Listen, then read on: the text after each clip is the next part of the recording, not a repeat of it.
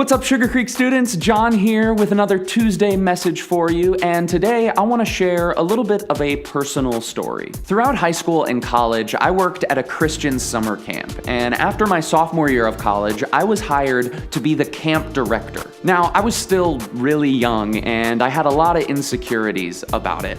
One of them being that camp attendance had been on the steady decline for the last few years. Whereas in years past, we had maxed out camp at 150 students. The year before, we only had 60 sign up. And so I decided that one of my camp prayer circles would be to pray that God would bring 100 campers to camp that summer.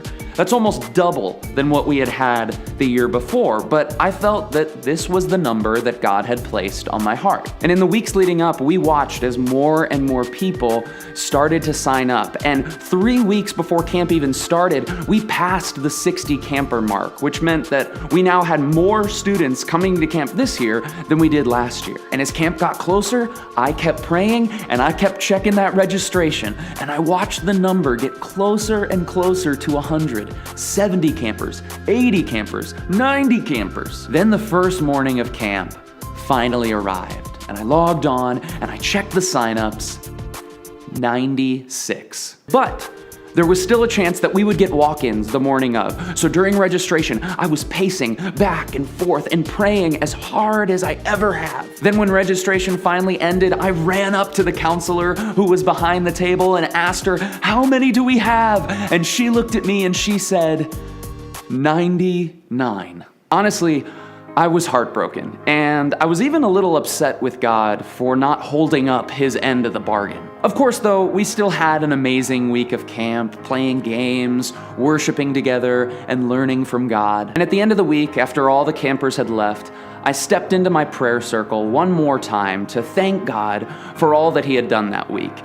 Even though, honestly, I was still a little upset that he had left us one camper short. But as I prayed and I thought back to all the things I had learned that week and all the ways that God had encouraged me, I felt God impress upon my heart that he, in fact, hadn't left us one short, but he had purposely left one slot open for me.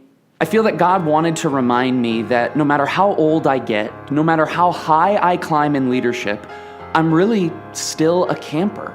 I still have so much to learn. I still have so much room to grow. In John chapter 3, Jesus is talking with a guy named Nicodemus about what it looks like to follow God, and he uses this metaphor of wind. He says in verse 8, "The wind blows wherever it pleases. You hear its sound, but you cannot tell where it comes from or where it's going." The reality is, God is in control.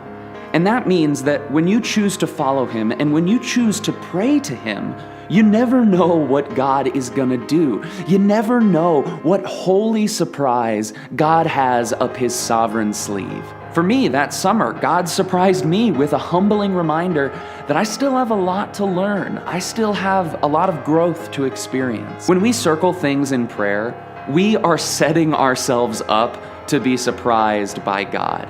And luckily, we can be encouraged that God's surprises are always for our good. They always grow us, they always stretch us, they always make us better, and ultimately, they help us to trust more in him.